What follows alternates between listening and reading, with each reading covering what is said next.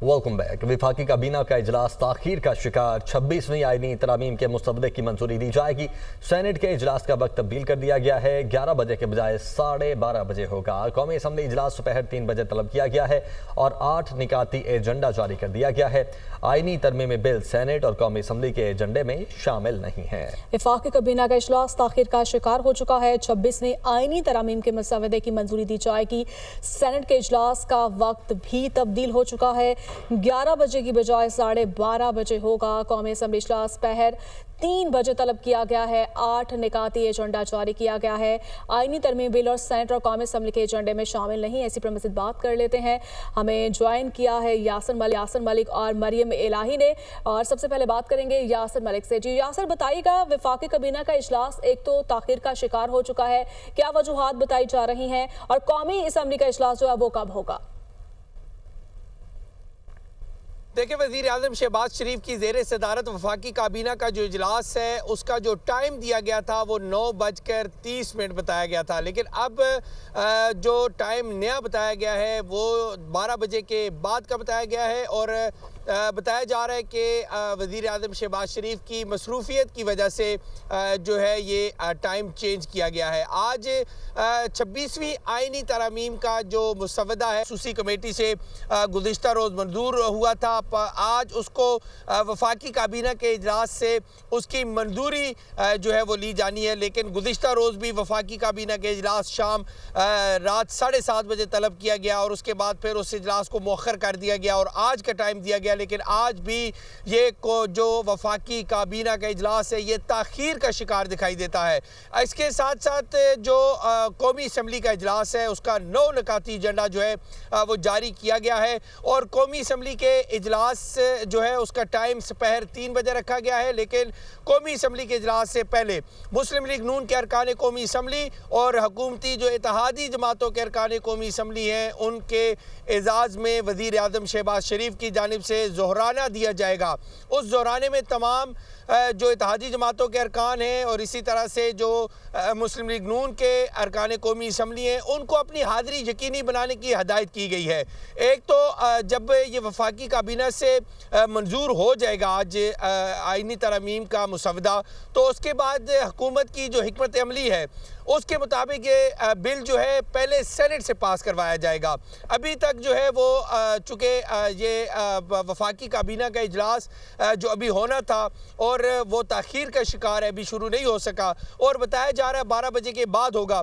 गुज़िश्ता रात भी तमाम वुज़रा जो है वो 12 बजे के बाद होगा। यासिर साथी रहिए, मरियम इलाही का रुख कर लेते हैं। मरियम, ये बताएगा, एक तो सेनेट का इजलास भी ताखीर का शिकार हुआ है, उसकी क्या वजह बनी और सेनेट के इजलास का आज का एजेंडा क्या है? जी देखिए, यहाँ पर जिस तरह से वफाकी काबीना का इजलास जो है वो ताखीर का शिकार हुआ है और नेशनल असम्बली का भी, इसी तरह सेनेट का जो गुज़िश्ता रात जब सेनेट का सेशन अपने अख्ताम की तरफ जा रहा था उसके बाद ये सामने आया कि 11 बजे आज सुबह जो है सेनेट के इजलास को बुलाया जाएगा, लेकिन इस वक्त वो भी ताखीर का शिकार दिखाई दे रहा है। नया जो टाइम दिया गया है वो ये कि 12:30 बजे जो है सेनेट का इजलास बुलाया जाएगा, जिसका 6 नुकाती एजेंडा जो है वो सामने आ गया है, जो कि मामूल के मुताबिक है। उसके अंदर आईनी तरमीम से रिलेटेड जो है कोई शिक इस वक्त नहीं ऐड की गई और उनमें कोई ऐसा निकात नहीं है। उसके अलावा जो उसके अंदर जनरल चीज़ें वो ये हैं कि जो डिप्टी प्राइम मिनिस्टर हैं वो वक्फा सवालात को मुअत्तल करेंगे। इसके साथ साथ जो है वो वज़ीर ख़जाना बैंकिंग कंपनीज अमेंडमेंट बिल जो है वो पेश करेंगे। और इस वक्त ये भी ज़राए बता रहे हैं कि पार्लियामेंट के जो बैंक्वे हॉल है उसके अंदर पार्लियामेंटेरियंस के जो सेनेटर्स हैं उनके लिए डिप्टी प्राइम मिनिस्टर इसहाक डार जो है कायदे ऐवान वो जो है वो एक तरह का नाश्ता देंगे और इस हवाले से ज़राए बताते हैं कि वो नाश्ते का जो वक्त है वो भी अब से कुछ देर में जो है वो सेनेटर्स के लिए शुरू कर दिया जाएगा। जी ठीक है, बहुत शुक्रिया मरियम इलाही और यासिर, आप दोनों हमारे साथ मौजूद थे। तो 26वीं आईनी तरमीम का मामला, रात गए chairman Peoples Party Bilawal Bhutto की मौलाना फजलुर रहमान से मुलाकात हुई। ख्वाहिश थी कि इस तरमीम पर आप हमारी हिमायत करते। बिलावल भुट्टो का मौलाना से मुकालमा। मौलाना फजलुर रहमान ने कहा हुकूमत का तरीकाकार दुरुस्त नहीं। पीटीआई ने बानी से मुलाकात का वक्त मांगा है। मौलाना फजलुर रहमान ने बिलावल भुट्टो को आगाह कर दिया।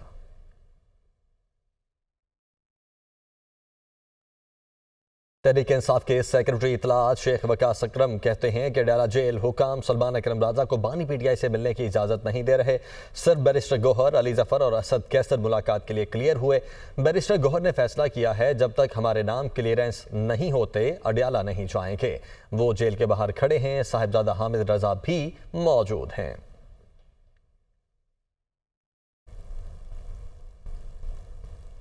बानी पीटीआई से पार्टी रहनुमाओं की मुलाकात का मामला। अडयाला जेल हुकाम के मुताबिक पार्टी रहनुमाओं को मुलाकात के लिए 8 बजे का वक्त दिया था। सुबह 8 बजे कोई पार्टी रहनुमा नहीं पहुंचा। मुलाकात का वक्त 9 बजे कर दिया गया था, कोई रहनुमा नहीं आया।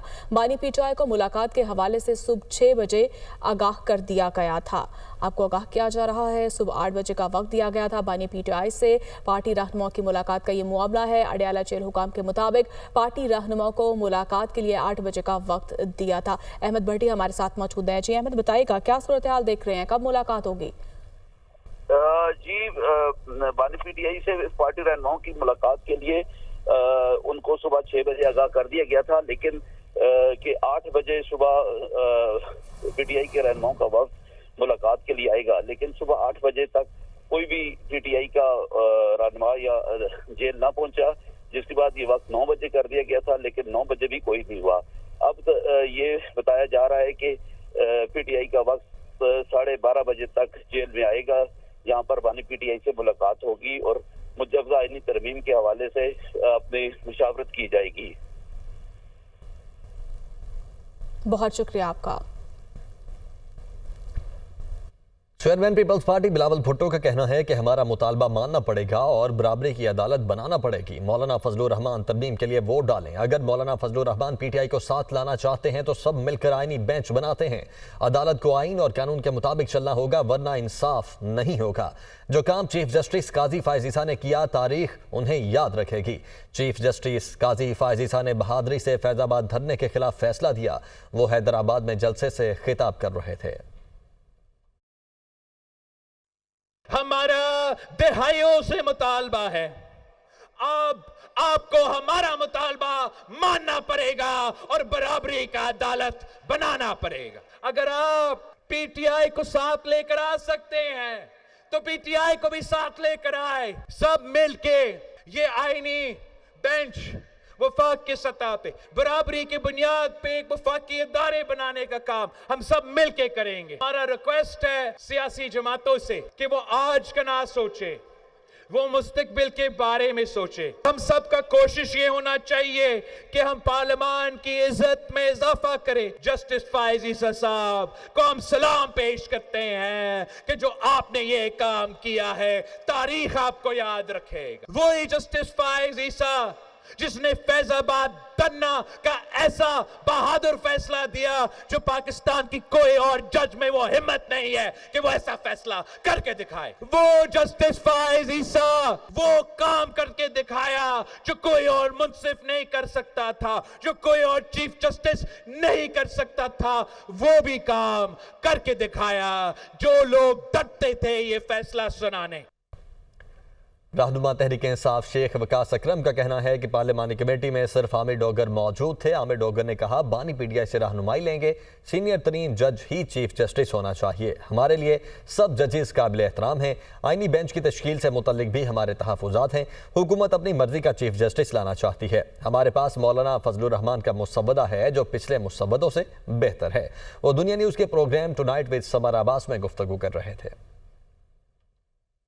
वो जो ड्राफ्ट मौलाना साहब ने इस मीटिंग का दौरान हमें दिया, जिसके हवाले से फिर बैरिस्टर गौर जो चेयरमैन है उन्होंने कहा कि ऑलमोस्ट कंसेंसस हो गया। ऑलमोस्ट कंसेंसस की मैं तशरीह कर देता हूँ कि ये जो ड्राफ्ट है ये पिछले जो 3 ड्राफ्ट हैं उनसे बेहतर है।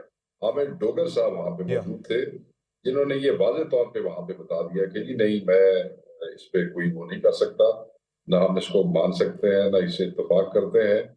ये आपका जो ड्राफ्ट है ये हमारे पास आ गया है। अब हम बैठेंगे, इस पे डिलिबरेट करेंगे और उसके बाद हम अपने कायद इमरान खान साहब से इस पे रहनुमाई लेने के बाद ही कुछ बता सकते हैं। 3 नाम जो जाएंगे उनमें मंसूर अली शाह साहब का नाम होगा सबसे ऊपर, दूसरे नंबर पर नाम होगा कमेटी के अंदर जस्टिस मुनीब अख्तर का, तीसरा नाम होगा याहिया अफरीदी साहब का। तो इनमें से किस तरह पे आपका एतराज है कि ये नाम कम से कम नहीं होना चाहिए तीनों में से, या ये बन गया तो ठीक नहीं होगा? नाम की तो हमें किसी पे एतराज नहीं है। हम तो कहते हैं कि इसकी जरूरत ही नहीं है। ये तो हुकूमत को आप अपनी मर्जी का चीफ जस्टिस लाने का दवाई आप नुस्खा उनको दे रहे हैं। हम ये बिल्कुल नहीं मानते। हम ये समझते हैं जो आइन के अंदर ऑलरेडी मौजूद है, जिसमें मोस्ट सीनियर जज should be the chief justice, that's it. क्या खराबी है उसके अंदर? ऐसे में साबिक वफाकी वजीर शेख रशीद ने कहा, सीटी बच चुकी है, गेम शुरू हो चुकी है, झाड़ू फिरने वाला है, मंडी में बिकने वाले मौजूद हैं। मौलाना को सल्यूट पेश करता हूं। आईनी तरमीम के बारे में अभी कुछ नहीं कहा जा सकता।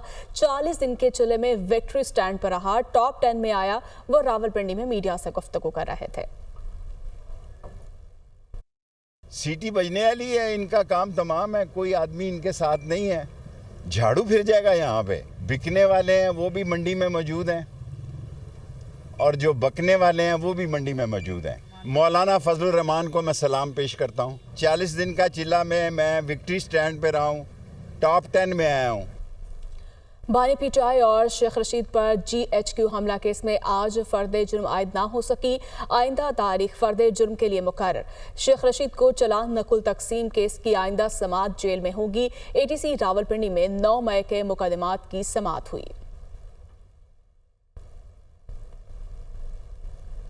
आइन के आर्टिकल 182 के तहत सुप्रीम कोर्ट के फैसले पर अमल दरामद होना है। मखसूस नशिस्तों का फैसला देने वाले 8 जजेस ने इलेक्शन कमीशन और PTI के मुतफर्रिक दरखास्तों पर वजाहत जारी कर दी।